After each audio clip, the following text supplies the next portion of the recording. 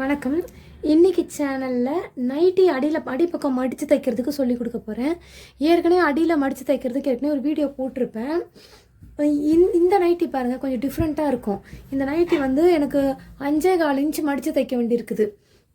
நான் சும்மா ஃபோல்ட் பண்ணி வச்சுருக்கேன். இந்த பக்கம் பாருங்கள் எவ்வளோ கிளாத் இருக்குன்ட்டு. ஆனால் இங்கே தைக்கிற கிளாத் இங்கேயே முடிஞ்சு போச்சு. நான் அப்படியே ஃபோல்ட் தான், அடிப்பக்கத்தை லேசாக ஃபோல்ட் தான் பண்ணி வச்சுருக்கேன். இப்போ இங்கே எக்ஸ்ட்ரா கிளாத் இருக்குது. அப்படியே இந்த எட்ஜில் பாருங்கள், இந்த எட்ஜில் இவ்வளோ கிளாத் இருக்குது. இந்த மாதிரி வர்ற நைட்டி எப்படி மடித்து தைக்கணும்னு இப்போ சொல்லித்தரேன். நான் ஃபஸ்ட்டு சொல்லி கொடுத்த நைட்டி வந்து ஈவனாக இருக்கும். இப்படி மடித்து போடும்போது இப்போ இதோ இந்த நைட்டி பாருங்கள், அடியில் அப்படியே மடித்து அடிப்பக்கத்தை மட்டும் மடித்து போட்டிருக்கேன் சும்மா. பாருங்கள், இது எட்ஜில் இதெல்லாம் ஒரே எட்ஜெல்லாம் ஒரே இடத்துல இருக்குது. அதே மாதிரி இந்த கார்னர் பாருங்கள், இதுவும் எல்லாம் ஒரே எட்ஜில் இருக்கும். இது வந்து தைக்கும் போது ஈஸியாக இருக்கும். நான் ஃபஸ்ட்டு சொன்ன மெத்தடில் தைச்சா தைச்சிடலாம். இந்த மாதிரி இப்போ நான் காட்டினால இந்த மாதிரி தைக்கும்போது இந்த மாதிரி வந்திருக்கும் போது நம்ம அந்த மாதிரி தைச்சா தைக்க முடியாது. அப்படி நீங்கள் தைச்சிங்கன்னா ஒரு மாதிரி நைட்டு வந்து முறுக்கிட்டு இருக்கும். கடைசியில் ஃபினிஷிங் வந்து கரெக்டாக வராது. நீங்கள் இழுத்து தைச்சாலும் சரி, எவ்வளோ அட்ஜஸ்ட் பண்ணி தைச்சாலும் சரி, கரெக்டாக வராது. நம்ம நைட்டி தைக்கும் போது இந்த மாதிரி ஃபோல்ட் பண்ணி பார்த்துக்கணும். கரெக்டாக இருக்குதா, ஃபோல்ட் பண்ணும்போது இந்த கார்னர் கரெக்டாக இருக்கா இல்லை எக்ஸஸாக இருக்கான்னு பார்த்துக்கணும். பார்த்துட்டு தான் தைக்க ஆரம்பிக்கணும். இந்த மாதிரி நைட்டி எப்படி தைக்கணும்னு இப்போ சொல்லித்தரேன், வாங்க பார்க்கலாம். இப்போ இந்த நைட்டி அடிப்பக்கம் மடித்து தைக்கிறதுக்கு சொல்லி பாருங்கள். இது வந்து 5.25 இன்ச்சு மடித்து தைக்க வேண்டியிருக்கு. இதுதான் சைடு பக்கம், சைடு ஜாயிண்ட் ஆகுறது. இதுமாதிரி 2 ஜாயிண்ட் வரும், ஃப்ரண்ட்டும் பேக்கும் ஜாயிண்ட் ஆகிற மாதிரி. அதேமாதிரி இந்த பக்கம் வருது பாருங்கள், ஃப்ரண்ட்டும் பேக்கும் ஜாயிண்ட் ஆகிற மாதிரி. இது அட்ஜஸ்ட்மெண்ட் வந்து இந்த இடத்துலையும் கண்டிப்பாக பண்ணணும். நடுவில் கொஞ்சம் பண்ண வேண்டியிருக்கும். இப்போ வாங்க நான் சொல்லித்தரேன் பாருங்கள். இந்த ஃபஸ்ட்டு இது 5.25 இன்ச்சு இருக்க மாதிரி அடிப்பக்கம் வந்து ஃபோல்ட் பண்ணி வச்சுக்கணும். இந்த தையலும் இதில் இருக்க தையலும் ஒன்றா இருக்கிற மாதிரி இருக்கணும். வச்சு 5.25 இன்ச்சு இருக்கான்னு பார்த்துக்கணும்.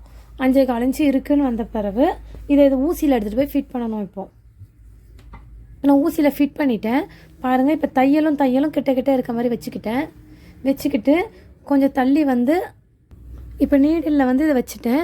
இந்த தையலும் ஒன்றா இருக்க மாதிரி பார்த்துக்கணும். இப்போ அடிப்பக்கம் ஃபோல்ட் பண்ணி தைக்க போகிறேன். கொஞ்சம் தள்ளி வந்து 5.25 இன்ச்சு இருக்கா பார்த்துக்கணும். நம்மளோட அளவு வந்து 5.25 தான், அடியில் மடித்து தைக்கிற இடம்.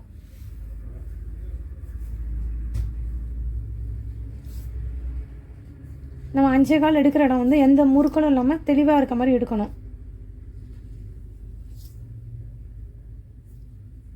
இப்போ 5.25 எடுத்துட்டேன். இப்போ 5.25 பிடிச்சிட்டேன். அடியில் இருக்க துணி வந்து சுருக்கம் இல்லாமல் இருக்குது பாருங்கள், கொஞ்சம் கூட சுருக்கம் இல்லை. ஆனால் மேலே இருக்க துணி மட்டும் பாருங்களேன் சுருங்கி இருக்குது.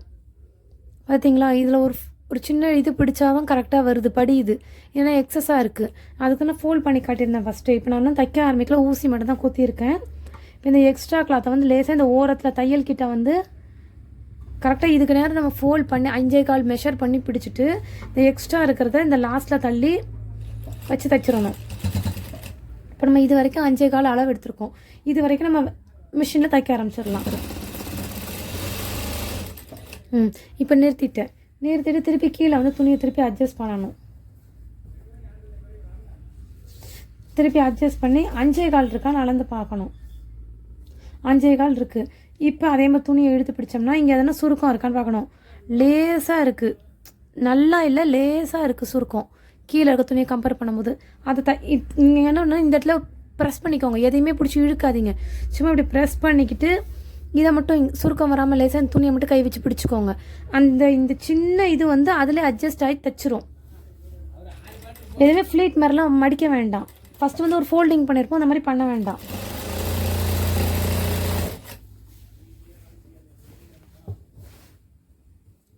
திருப்பி கொஞ்சம் தூரம் வந்தாச்சு. அதே மாதிரி 5.25 இருக்கான்னு திருப்பி மெஷர் பண்ணி பார்க்கணும்.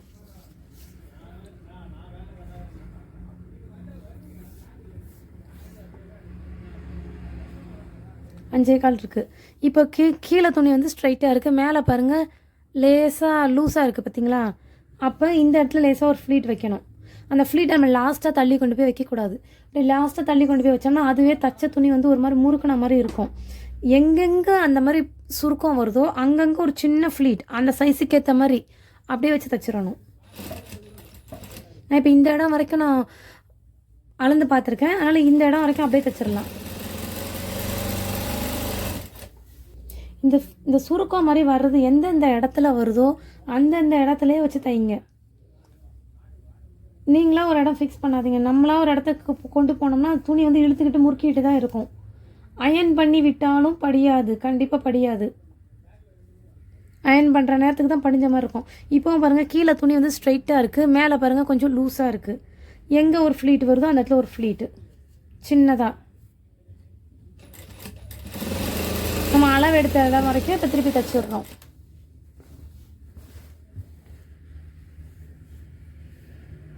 இப்போ பார்த்தீங்கன்னா அடுத்தது ஃபஸ்ட்டு நம்ம ஜாயின் பண்ண ஒரு இந்த மாதிரி ஜாயின் பண்ண இடத்துல இருந்தால் நம்ம ஆரம்பிச்சிருப்போம். இப்போ செகண்ட் ஜாயிண்ட் வந்துருச்சு. இப்போ இங்கே பாருங்கள், இந்த இங்கே இருக்குது, இது இங்கே இருக்குது. இப்போ இந்த இடத்துல நம்ம எவ்வளோ ஃப்ளீட் வைக்க முடியுமோ வச்சு கரெக்டாக அந்த இடத்துக்கு கொண்டு போயிடணும். இங்கெல்லாம் என்ன சொன்னேன்னா, எவ்வளோ வருதோ அந்தந்த இடத்துல ஆல்ட்ரேஷன் பண்ணுங்கன்னு சொன்னேன். நம்ம கண்ணுக்கு தெரியிற அளவுக்கு இந்த துணி எவ்வளோ தூக்கிட்டு இருக்கோ அந்தந்த இடத்துல ஒரு ஃப்ளீட் பிடிக்க சொன்னேன். இந்த இடம் எப்படின்னா தையல் இருக்குது, நமக்கு இதுதான் மார்க்கு. அதனால் எவ்வளோ துணி வருதோ அந்த தையலுக்கு நேரம் நல்லா ஒரு பெரிய ஃபோல்டிங்காக பிடிச்சிடலாம்.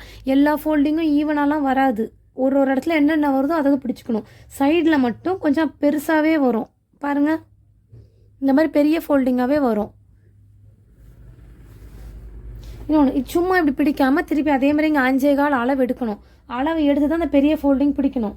பெரிய ஃபோல்டிங் எவ்வளோ பெருசாக பிடிக்கணும்னு உங்களுக்கு தெரியாது. அதுவே அந்த ஃபோல்டிங் வந்து வந்துடும். கீழே 5.25 நீங்கள் எடுத்தீங்கனாலே அந்த ஃபோல்டிங் எவ்வளோ பிடிக்கணுமோ வந்துடும். 5.25 எடுத்துட்டேன். ஃபோல்டிங் இப்போ இவ்வளோ தான் வந்திருக்கு. இப்போ நான் இது வரைக்கும் பிடிச்சிருக்கேன். இது வந்து ஃபோல்டிங் அப்படியே தைச்சிட்டு போக வேண்டியதான் கண்டினியூஸாக, எதுவுமே பண்ண வேண்டாம்.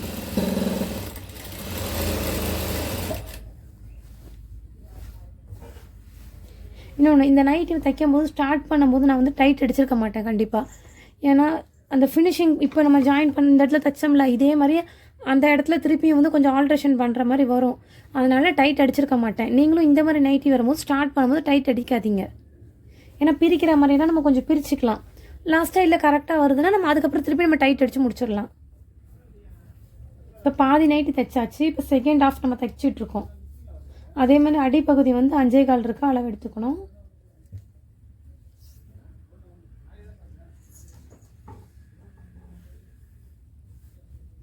சின்ன ஃபோல்டிங் வருது, சின்னதாக வருது பார்த்தீங்களா இந்த இடத்துல. அப்படியே ப்ரெஸ் பண்ணிவிட்டு திருப்பி கண்டினியூஸாக போக வேண்டியதான். நம்ம இந்த இடம் வரைக்கும் நான் மெஷர் பண்ணியிருக்கோன்னா அந்த இடம் வரைக்கும் அப்படியே போயிட வேண்டியதான். இப்போ இந்த செகண்ட் ஜாயிண்ட் வரப்போது கிட்ட வந்துருச்சு. இது 5.25 இருக்குது. இது வரைக்கும் தைச்சிடுறேன். சொன்னேன் பார்த்தீங்களா, இந்த இடத்துல ஆல்ட்ரேஷன் பண்ணுற மாதிரி வரும்னு சொல்லிட்டு. அதே மாதிரி வருது பார்த்தீங்களா, கொஞ்சம் தள்ளி வருது. இப்போ என்ன பண்ண போகிறேன்னா, கொஞ்சம் இந்த இடத்துல நான் வந்து டைட் அடிக்கலை, பிரிச்சிடுறேன் லேசாக. வேகமாக போட்டு இழுக்காதீங்க. நைட்டி கிளாத்லாம் வந்து கொஞ்சம் விலை கம்மியான நைட்டி வந்து லேசாக பிரித்தாலே துணி கண்டிப்பாக கிழிஞ்சிரும். ஆனால் இழுக்காதீங்க. இப்போ அங்கே என்ன எக்ஸ்ட்ரா வருதோ கொஞ்சம் பிரிச்சுட்டேன். இப்போ இந்த இடத்துல அந்த சைடு ஜாயிண்ட் பண்ணதோட துணி இருக்குது பார்த்தீங்களா, பிசுறு நடுவில் ஜாயிண்ட் ஆகிற பீஸு, இதுக்கு நேரம் அந்த எவ்வளோ பெரிய ஃபோல்டிங் வருதோ அதை அப்படியே போட்டு தைச்சிட வேண்டிதான். அவ்வளோதான், இப்போ முடிஞ்சிருச்சு. இப்போ டைட் அடித்து முடிச்சுக்கலாம்.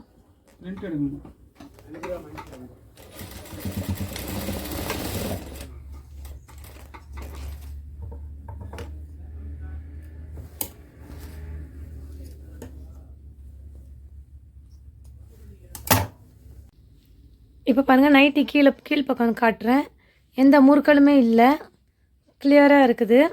இந்த மாதிரி நைட்டி வரும்போது என்ன மாடலில் வருது, ஸ்ட்ரெயிட் கட் வருதா இல்லை இந்த மாதிரி அம்பர்லா கட் வருதா அடியிலன்னு பார்த்துக்கிட்டு அதுக்கப்புறமா தைக்க ஆரம்பிங்க.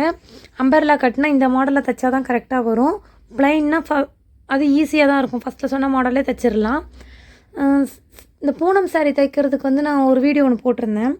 அது நான் ஒருத்தர் கமெண்ட் கூட பண்ணியிருந்தாங்க, இது மாதிரி அது ரொம்ப கஷ்டப்பட்டேன் தைக்கிறதுக்கு, இப்போ இந்த மெத்தடு கொஞ்சம் நல்லா இருக்கிற மாதிரி இருக்குது, நான் ட்ரை பண்ணி பார்க்குறேன்ட்டு. எதுவுமே கொஞ்சம் ட்ரை பண்ணிவிட்டு அது கமெண்ட் எப்படி இருக்குன்னு எனக்கு போடுங்க. அப்படியே பார்த்துட்டு போடாதீங்க, நீங்கள் ட்ரை பண்ணிவிட்டு எனக்கு போடுங்க. இதுமாரி திரும்ப திரும்ப ஏதோ ஒரு விஷயம் நீங்கள் செய்கிறீங்க, எனக்கு அது பிரித்து தைக்கிறோம், ஆனாலும் எனக்கு அது வந்து கம்ஃபர்டபுளாகவே வரல, ரொம்ப கஷ்டப்படுறேன் அப்படின்னும் போது அது என்னன்றதை வந்து எனக்கு கமெண்ட் பாக்ஸில் போடுங்க. நான் அந்த வீடியோவை நான் எடுத்து உங்களுக்கு திருப்பி போடுறேன். கொஞ்சம் லேட் ஆகும், நான் ஆனால் வீடியோவை எடுத்து போடுறேன். அது போடும்போது எனக்கு கிளியராக புரிகிற மாதிரி மட்டும் போடுங்க. தேங்க்யூ.